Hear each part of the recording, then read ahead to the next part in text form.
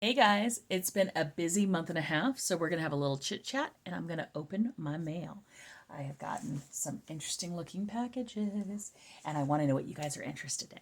So stick around. I'm Jacqueline. This is homeschoolhangout.xyz, where I, a veteran homeschooler of 19 years, makes videos about homeschooling with peace and clarity and showing insights to my own experience as a homeschooler and a mom. If you like these kinds of videos, do me a favor, thumbs up, like, subscribe, and let's get into it.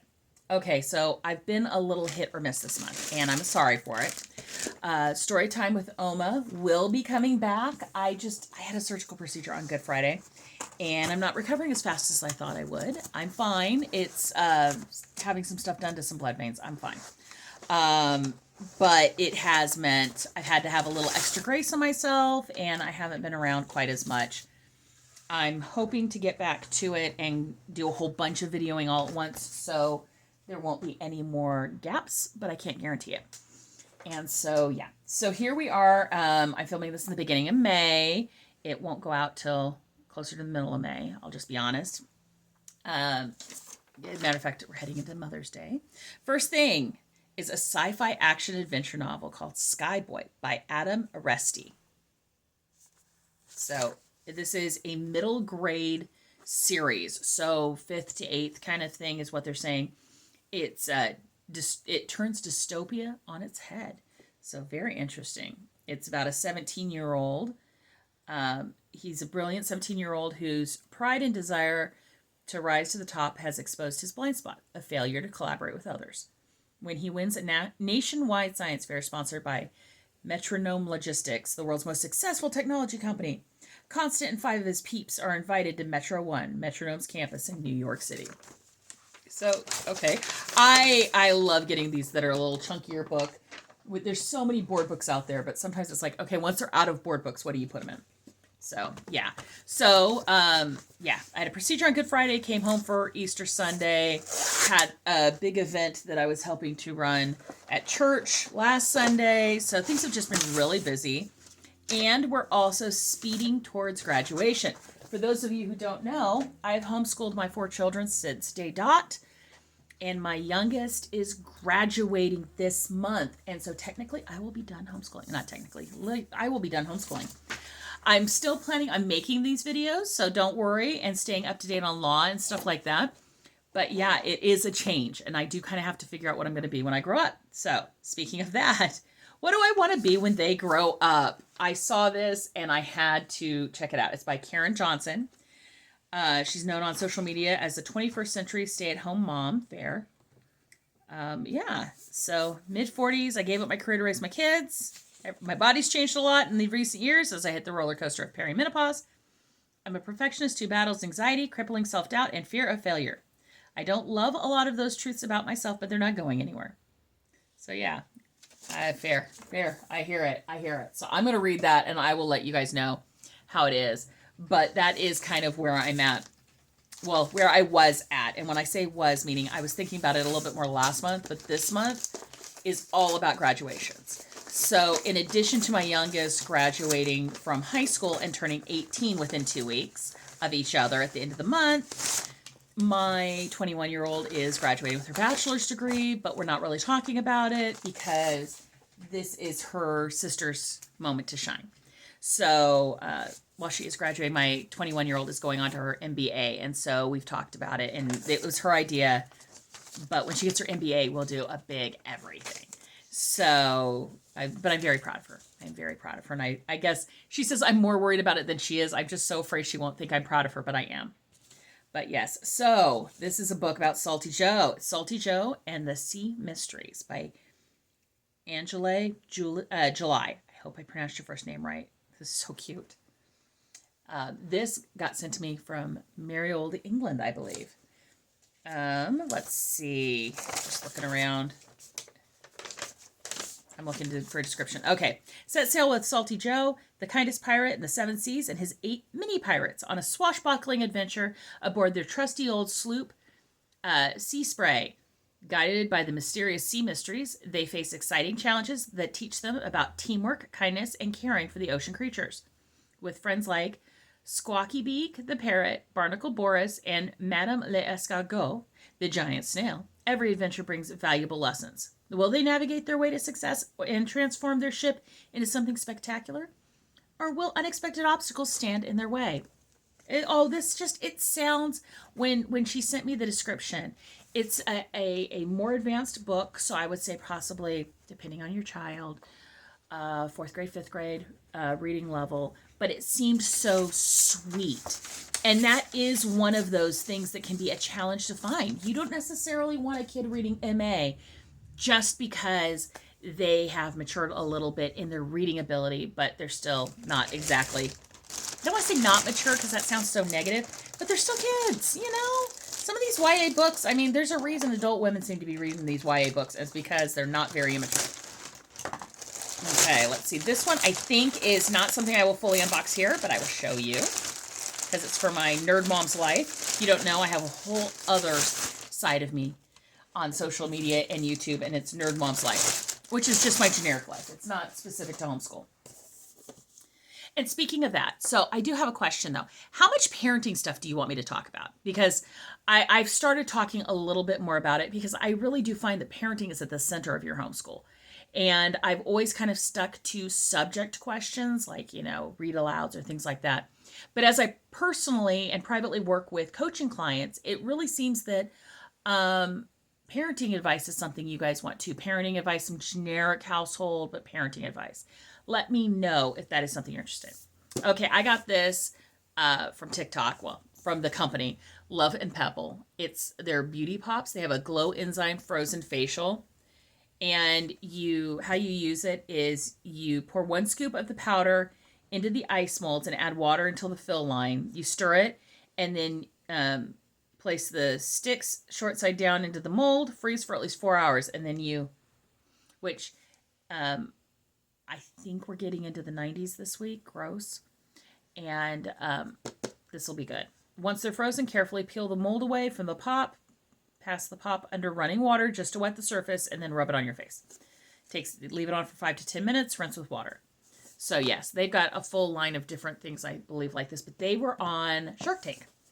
And yeah, so I'm looking forward to trying that. I am definitely now that the baby's getting older, I'm definitely a little bit in the take care of myself a little bit better mode. Also, I am on a weight loss journey with some assistance from some chemical stuff. A little poke, and so as my skin is getting looser, I'm trying to pay better attention to it so that it won't be so loose. Okay, so we got a box here, and I'm gonna go off on a little bit of a ramble. These are awesome.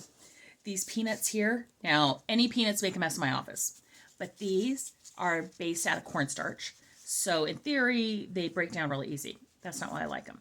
Get them wet. Let's see if I've got any condensation here. I've got a water glass, so hold on a second. If you get them wet, you can use them like building blocks. What do I mean?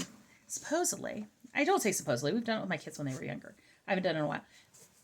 They fit together. You get them just a little wet, and then you stick them together. So you can use all of this packing material to make some really awesome structures. Now, of course, those structures could be science-based, and you could be making atoms and cool things like that, or just whatever. So there's my little offshoot on that today. But yeah, so what else is going on? So yeah, so we're going to do a big party for the baby, and we're going to call her the baby, possibly for the rest of her life if I'm not careful, because she's not a baby. But we're also taking this month to be doing some experiences. And by experiences, I mean, last week we went to a local, it's not really a theater, but it's a theater company. We went to something called Roger Rocca's here in Fresno that I've always wanted to go to my whole life. And she had done a really good job at raising money for a senior trip that ended up getting canceled. So that money has been able to be used on some other stuff. And so we went to that and saw Waitress, which if you haven't heard it, it's not child friendly. Now I say this, she's 17, so I had no problem with her, but it does discuss some mature things, and I knew that because I saw the movie Waitress with Kerry Russell and Nathan Fillion years ago after it came out. But that said, there were still things that shocked me where she immediately just looks at me, and as I turn red, And so be warned on that, on Waitress, because I do know there's like pro cut on like Max or something. But so we went and saw that.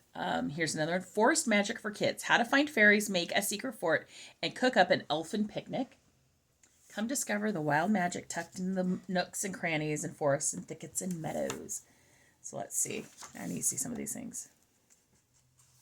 Oh, let's see. What's a toadstool anyway? And who besides toads like mushrooms? I always thought that a toadstool was something that like frogs were eating or doing something with when I was a little kid. Doesn't this toadstool sound magical? But really toadstool is just another word for mushrooms. Some mushrooms are poisonous for the same reason the plants are, to stop animals from eating them. I appreciate that. But many animals like it, figure out which ones, and they talk about bringing a magnifying glass and a secret notebook and a pencil. And so you're going to search, and it tells you, look on the ground and on dead logs and stumps. Best time's early fall, but you can find mushrooms in the animals and we folk that need them anytime. When you find it, look at the cap. Do you see nibble marks? Places where something might have taken a bite. Goes through that. Examine under the cap. Look at the gills. Look for little beetles. They eat tiny bugs that can't be seen without a microscope, but live hidden between the gills. So this is really all, it sounds like a lot of outdoor observation and reporting. Taking something that's fun. You are at that point building so many skills. And yes, we can call that school. I don't care what state you live in. If I could rub crayons over leaves and call that art, we can call this science. And I think that's so fun. It'd be great too to take to a park or something like that. Next up is Little Master Fitzgerald, The Great Gatsby by Jennifer Adams. Oh my gosh, this is so cute. Well, I will say The Great Gatsby is not a child-friendly book. I read it in high school. It was part of our school reading. There's so many questions, especially with the musical now. So this is a great thing. There was music from my neighbor's house through the summer nights.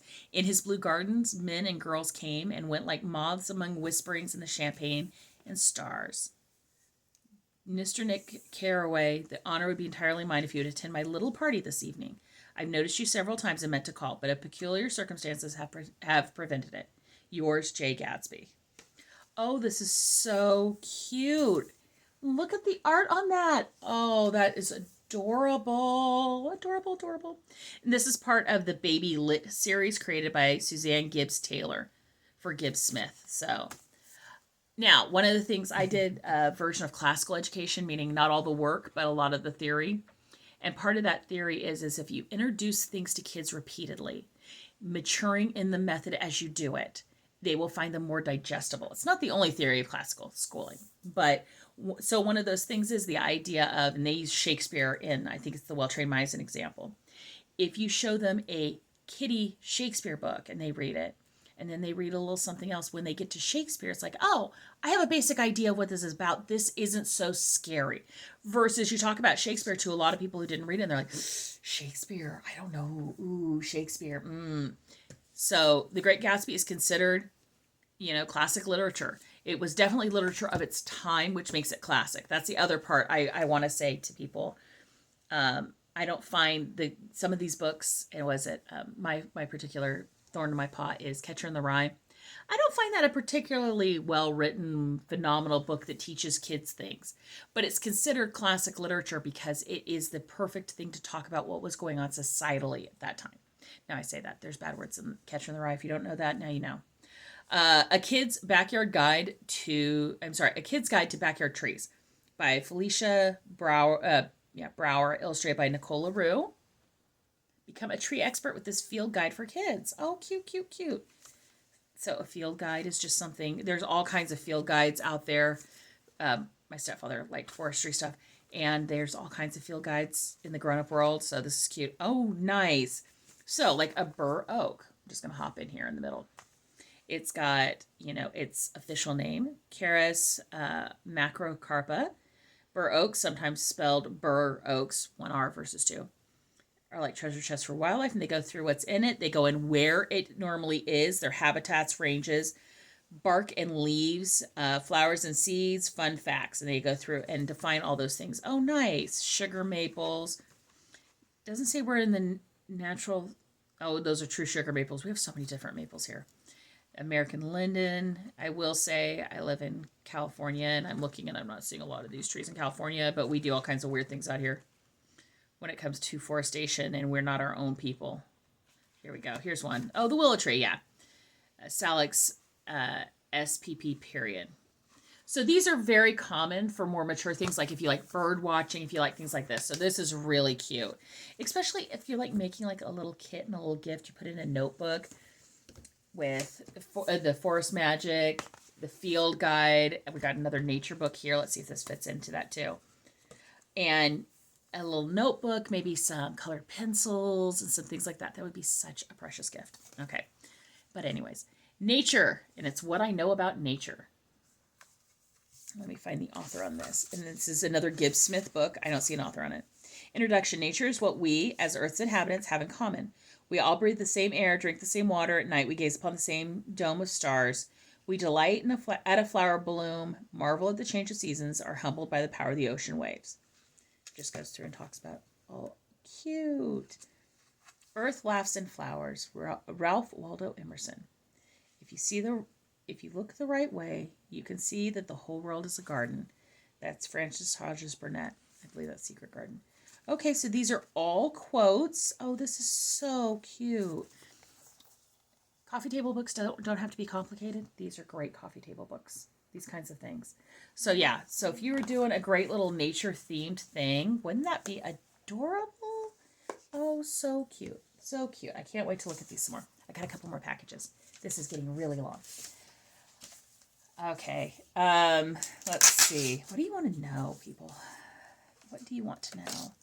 But yeah, so we're going to go to a tea this week at a local tea house that I've been to before, and I love Chantilly Tea Room. So we're doing that. So we're doing lots of things like that, and then I'm planning this blowout open house party. This is Brave Vladimir, the story of Vladimir Zelensky and the fight for Ukraine, by Linda Elovit Marshall, illustrated by Graska Oliko. I'm so sorry if I'm butchering names here. Please don't take it personally. When I got the offer for this, it was like, yes, 100 times yes. Yes. Vladimir Zelensky is so interesting, so advocating for his country. I won't lie, I've been so impressed at how the Ukraine has stood against Russia. There's my little political thing for the day. If I'm picking a side, I'm picking Ukraine. No, not if I'm picking a side. I'm picking Ukraine. Though I show that I'm ancient because I often call it the Ukraine. So that looks gorgeous. That looks wonderful. Let's see what else I've got here. So when your kids graduate or are going to graduate, what are your plans for them? We do a big open house party. We do it the day after graduation in the morning, and we do brunch. So everyone who's tired, as they roll out of bed, they just pop over, get something to eat. We invite everyone. Because it's an open house, it's an easy in-out thing. We do it outside, even in our backyard. We put up some pop-ups. We cater it ourselves. I say that I buy some things. But yes, Charlotte and Penelope and the neighborhood stage. Teresa Argenbright, illustrated by Dan McKeon. Question, would you guys want to be seeing up-close social media videos of these, like where you could see through the pages a little bit with a quick flip through? I'm contemplating what I'm doing. Oh, how it's beautifully illustrated. Let's look a little bit more about the book. Charlotte and Penelope wake up one day too sick to go out and play. To bring some fun to their recovery, their trusted pals, the menagerie, decide to put on a show. Follow these furry, feathered, and floating friends as they build the stage, rehearse their acts, and bring star-level entertainment to their neighborhood. Where else would you see a dolphin band leader and a chorus line of rabbits and the loudest geese ever? How cute! Now, the loudest geese ever, we get some loud geese. We are in a migratory pattern. And what I mean by that is, I think they have their babies here, but I'm not sure. But you will see a major California town. You'll be driving down one of our major streets, and you will see Mommy and Daddy Goose and an entire line of babies walking across the street, and the street stops to let the geese go by. It's hilarious. It is the cutest thing ever. If you haven't seen it, it is the cutest thing ever. It really is. So, Our Unbreakable Thread, A Family's Love Through Generations by John Collins Black, illustrated by Nicole Gassell. Let's see. When you were born, I held you in my arms and tied a magical thread around your finger.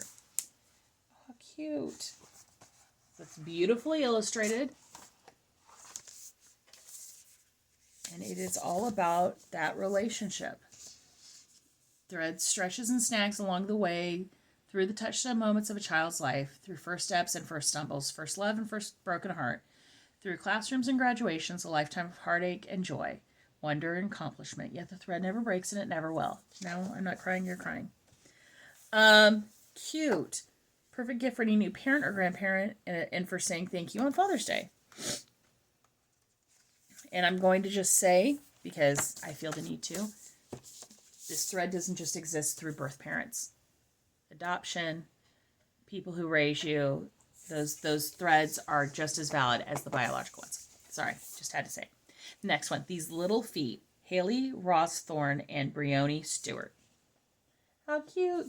These little feet, so tiny and new, the places they'll go, the dances they'll do, the mountains they'll climb, the dreams they'll pursue, these little feet, so tiny and new. Oh, how cute. And then look, oh, so beautiful. I'm going to say something I like about this is you see both moms and dads in this. I was listening to a podcast and she went through a lot of the books her kid has. And she goes, all I ever see are moms in these. And sometimes they're, Mom, give me a snack. Mom, do this. But they're moms mostly, not dads. So I'm just glad to see a nice even distribution. So yeah. So this is what I got in the mail. Let me know what you'd like to see and hear more of. And I'll talk to you guys later. Bye.